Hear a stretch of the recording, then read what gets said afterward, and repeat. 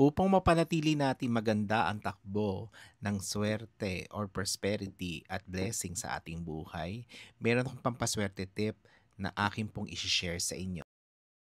Gamit ang wallet. Napaka-importante po ng role ng ating wallet sa ating mga buhay.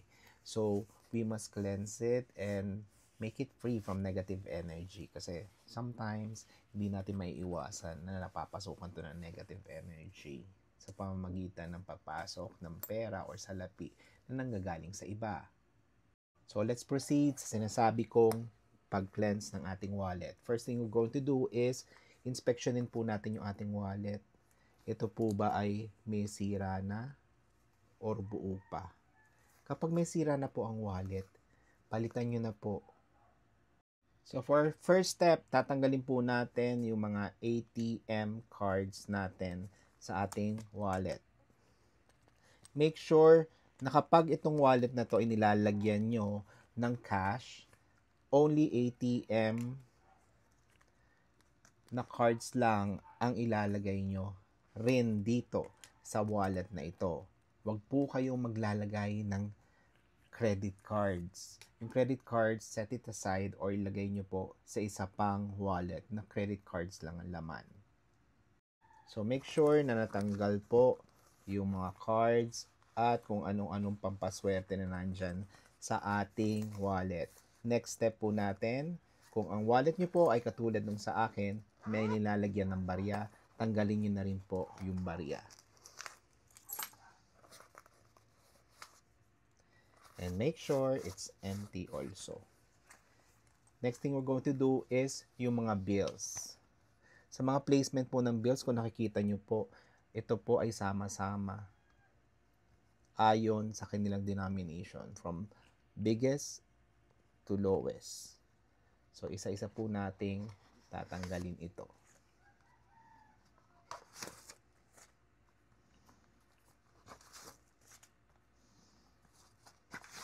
And make sure na wala na pong laman.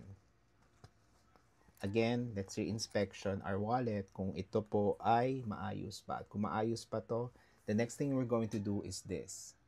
At susunod na step po natin ay we're going to tap and swipe yung wallet natin 3 times. Katulad po nito.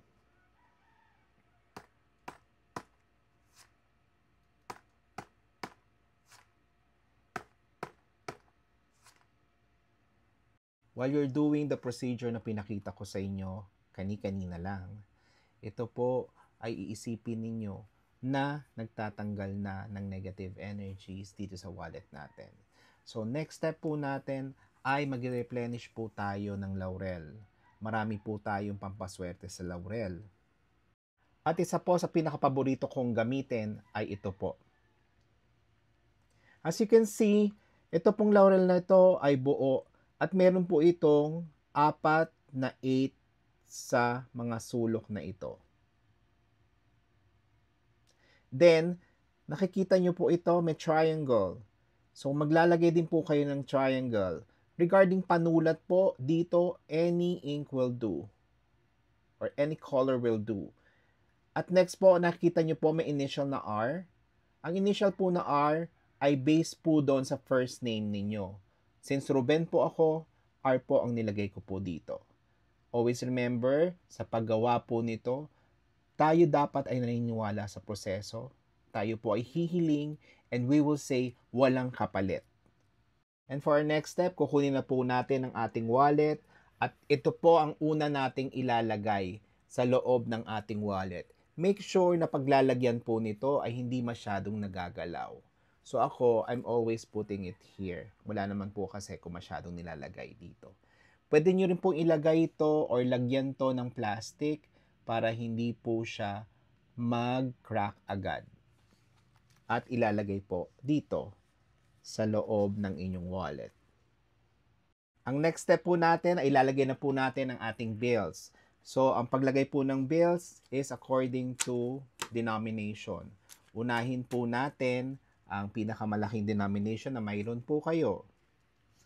At ang paglagay po nito ay papaganito.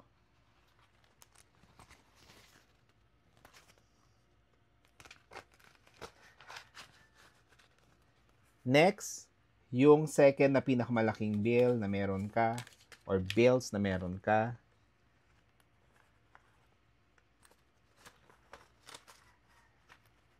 Pero kung ang bulsa naman ng inyong wallet ay isa lang, wala namang problema, lagay nyo na lang po lahat ng sabay-sabay. Pero kung katulad nitong sa akin, ganito po ang aking ginagawa.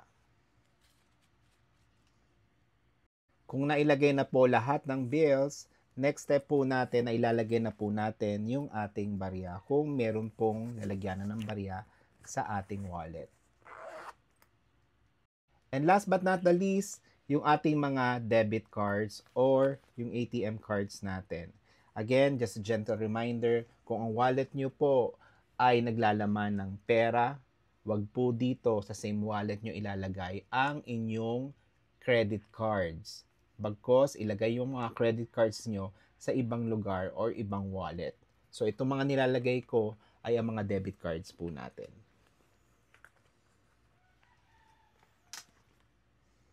Regarding sa debit cards, may tama pong paglagay niyan ha.